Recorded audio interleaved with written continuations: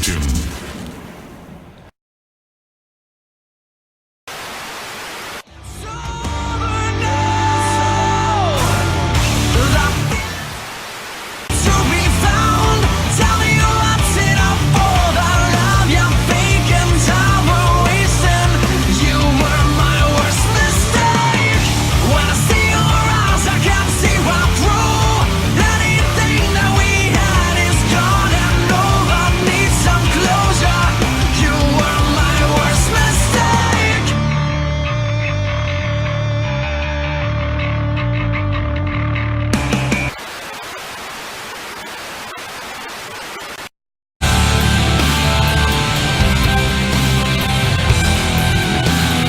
What's going on, ladies and gents?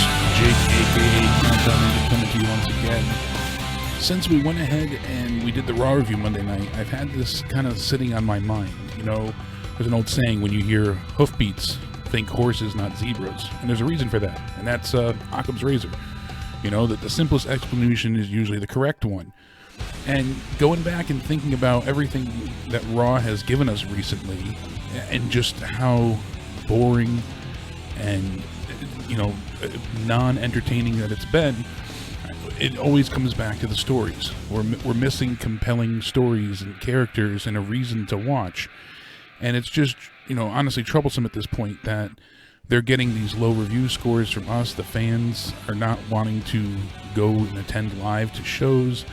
I mean, it's just been on a decline for pretty much, you know, the past few years now. And when you look back, what's changed?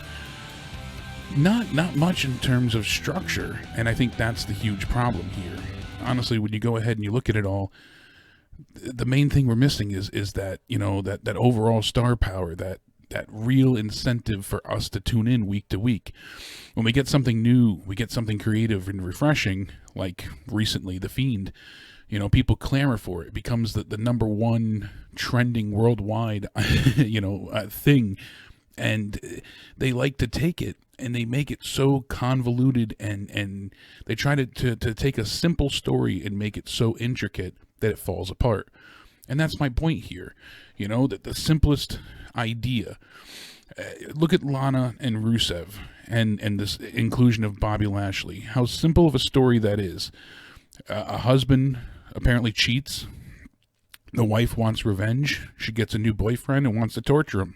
You know, you have a cheating husband, cheating wife scenario.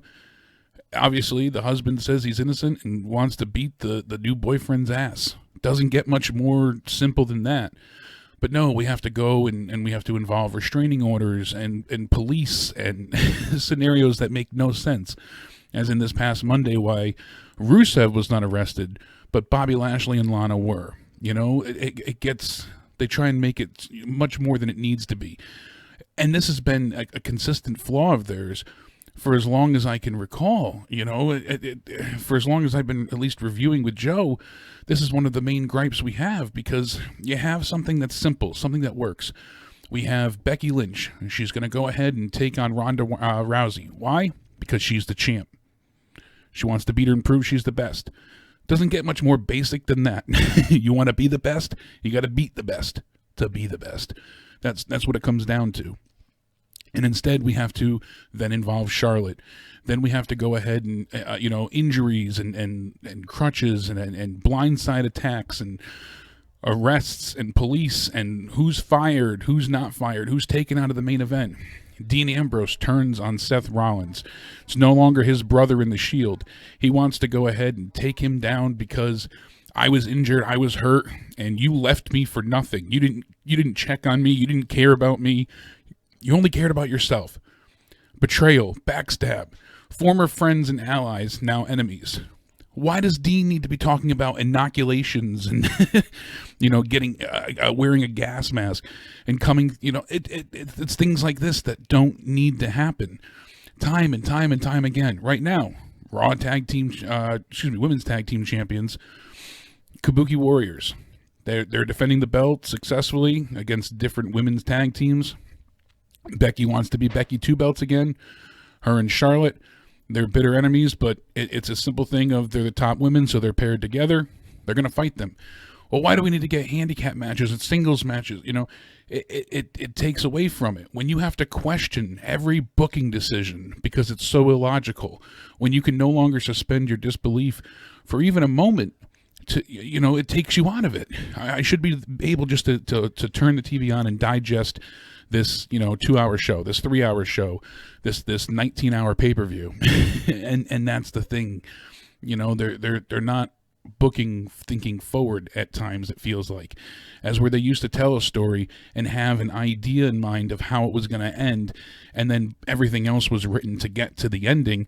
Now they have an idea about next week, and then next week they'll worry about next week, and it shows.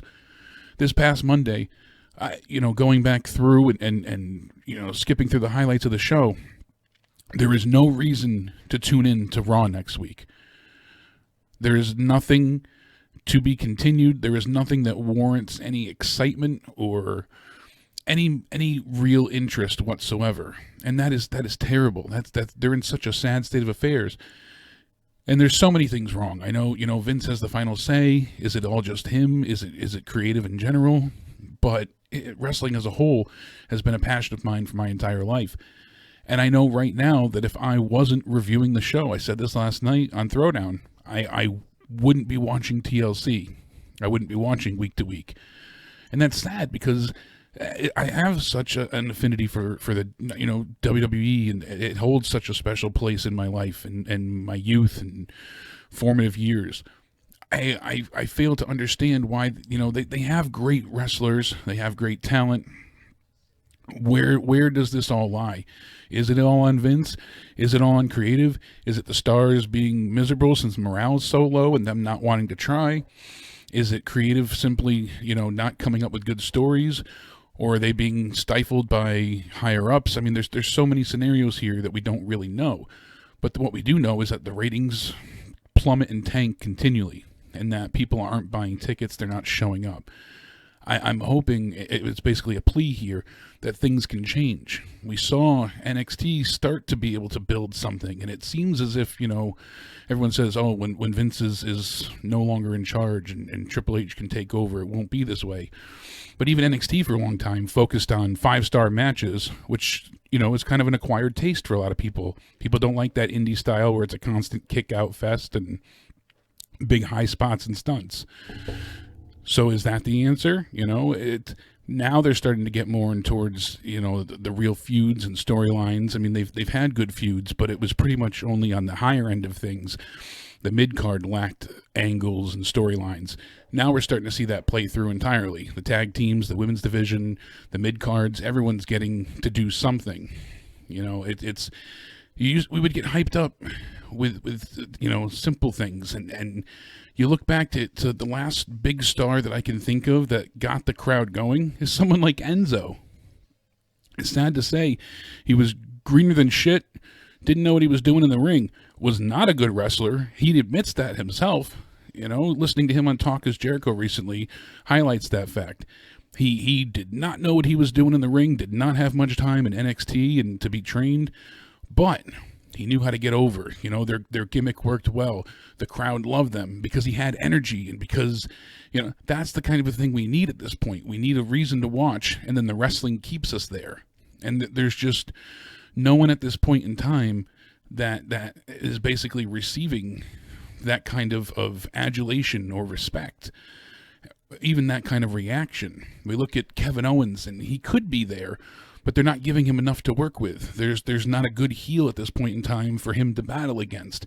Seth Rollins, I think part of the reason he got so much hate was because he just wasn't that interesting. People wanted him to be the top babyface. He beat Lesnar, and then what was there for him to accomplish?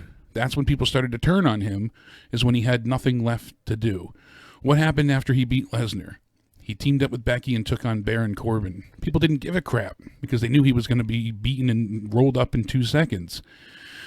That's when things really started to fall by the wayside for Seth. And then he sees people losing interest in him, so he gets miserable on social media, and it turns into a total shitstorm. There's so many correlations and things at this point in time that can be made, but is it the fans' fault? Not entirely. Is it the wrestler's fault? Not entirely. No one's 100% to blame here, but I know things need to change. So what do you guys think? What is the biggest issue at this point in time? Is it the talent? Is it creative?